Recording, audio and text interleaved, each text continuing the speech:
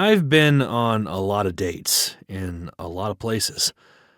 Avondale Mia is the first to dislike me before the date even started.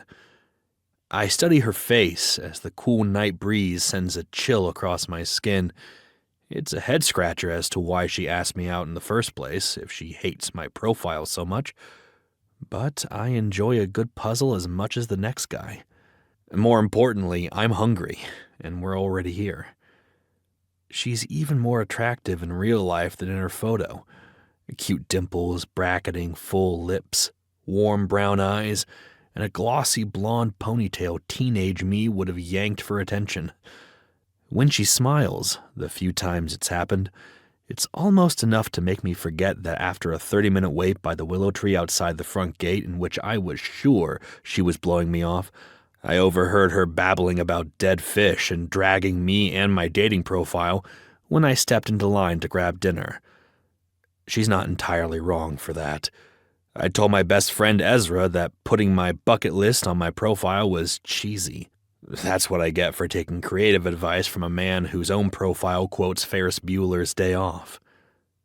Cheek propped on my closed fist, I study the woman whose greatest dating wish is a trip to the flea market followed by missionary in the dark. She laces her fingers together and leans into the table, her pretty eyes pinning me to my seat. "So, where are you from?" "Philly," I say, intentionally vague. My upbringing doesn't make for a good first date conversation.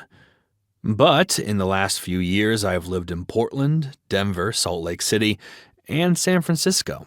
Man, San Francisco was something special. Have you been? Nope. She watches me with a curious gleam in her eyes. 4 major cities in a few years?